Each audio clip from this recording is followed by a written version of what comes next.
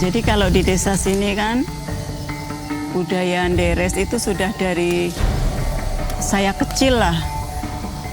Dari saya kecil itu udah cari makannya, cari segala macamnya itu dari pohon kelapa kalau bapak saya. Jadi saya sudah mendarah daging di sini, nggak mungkin merantau.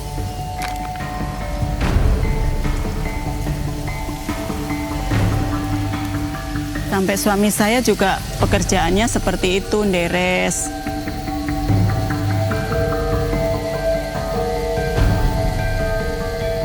Rasanya pas naik pohon kelapa itu, pertamanya naik itu gemeter gitu.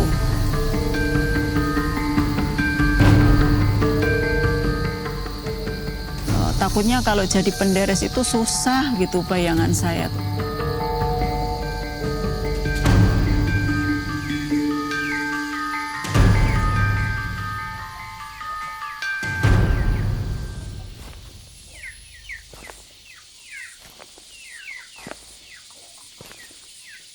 Jadi dulu kan waktu saya menginjak remaja kan saya memang merantau. Saya pengennya merantau, kalau merantau tuh enak. Kayaknya loh, itu perasaan saya tuh kayaknya enak kalau di perantauan. Di perantauan itu juga lama saya. Terus akhirnya saya dapat jodoh. Jodohnya juga orang kampung. Sekampung gitu kan, pokoknya bayangannya tuh nggak bakalan susah gitu. Di sana ngontrak, ternyata nggak seperti yang saya bayangkan. Di sana tuh susah gitu. Itu juga saya udah punya anak yang pertama itu, uangnya tuh nggak pernah kepegang gitu. Akhirnya saya tuh putuskan untuk pulang sajalah.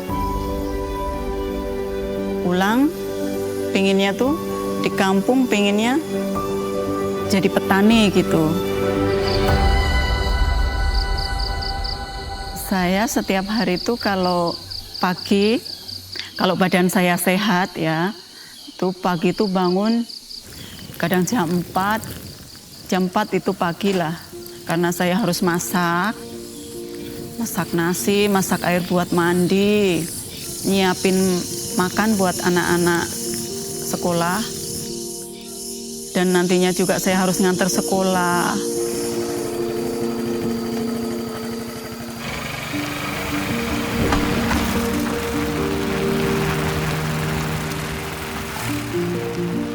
Saya memang sudah biasa kalau berangkat sekolah. Anak saya kan nggak mau kalau diantar sampai pagar sekolah, nggak mau. Malu katanya kalau diantar. Jadi kalau misalnya anak turun terus salaman kan sama saya, terus saya suka cium pipi gitu.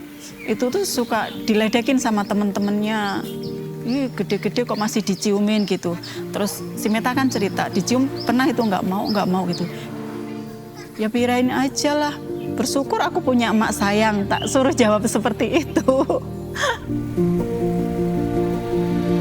Cuma itu yang bisa saya kasih.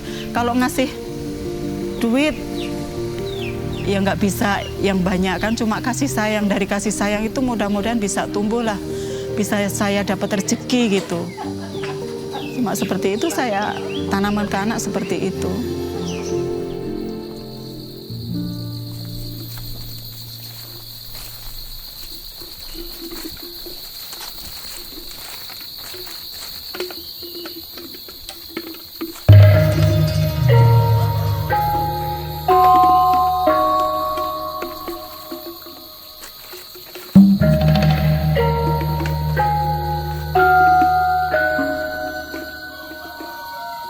Kalau dari pagi itu kan bapaknya sudah deres ya.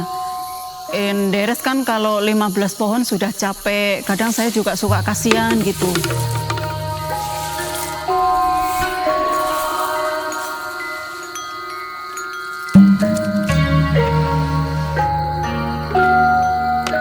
Nanti setelah selesai, kami para istri itu yang masak gulanya, dituang di tungku, dimasak.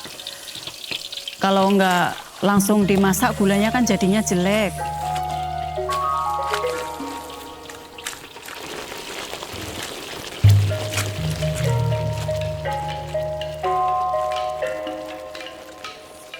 saya bersyukur gitu.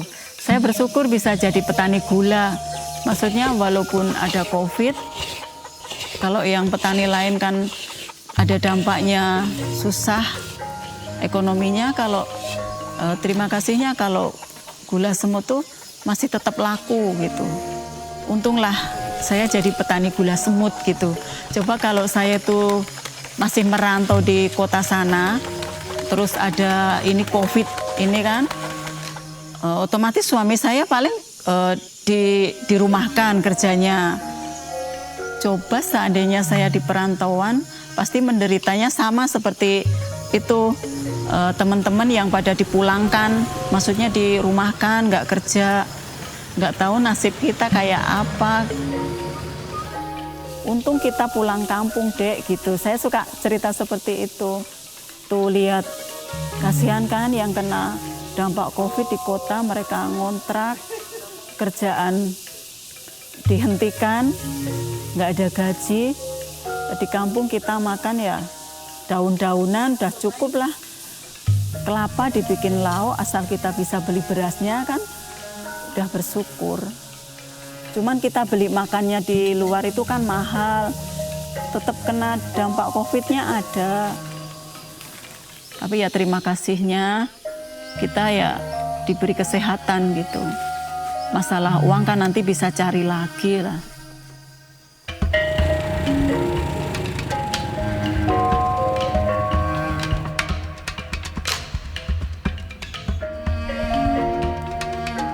Saya bersyukur sebagai petani gula semut mendapat bantuan dari koperasi.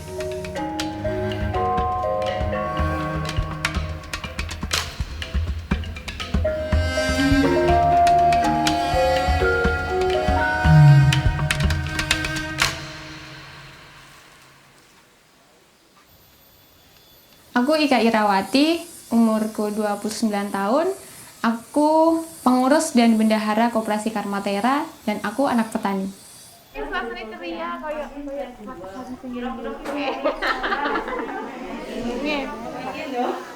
Koperasi ini digerakkan oleh perempuan memang kebanyakan karena perempuan ini yang mengolah gula. Nah, dari pertemuan ini akhirnya mereka juga terbuka nih pemikirannya. Mereka banyak dapat ilmu juga tentang pertanian organik, tentang bagaimana memperlakukan gula. Di desa itu potensinya banyak banget, apalagi dari petani gula. Terus ya itu sih, kenapa di generasi muda yang seangkatanku aja, kenapa mereka merasa jadi petani nggak keren, karena ya yang ditanamkan di mereka dari kecil ya seperti itu.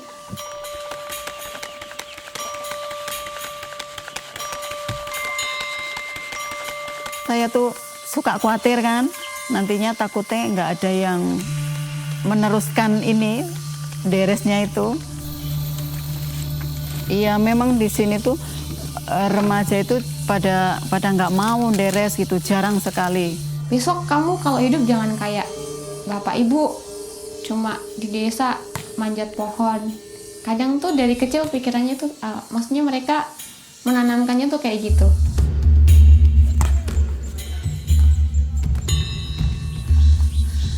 Aku kan punya anak laki-laki ya, memang dia belum mau gitu deres, tapi dia punya pekerjaan lain. Ya udah tak biarin aja. Saya juga kasihan kalau misalnya ikut orang. Nah ini warisan dari nenek kamu gitu, dari mbah kamu. Mbah kamu sudah susah payah loh, dibela-belain sampai lapar buat beli pohon kelapa. Nanti buat ninggalin anak cucu gitu saya ceritain. Harapanku untuk petani perempuan di Karmatera pada khususnya ya, pengennya sih perempuan-perempuan ini lebih berani. Terus juga jadi petani yang modern, walaupun petani tapi tetap modern.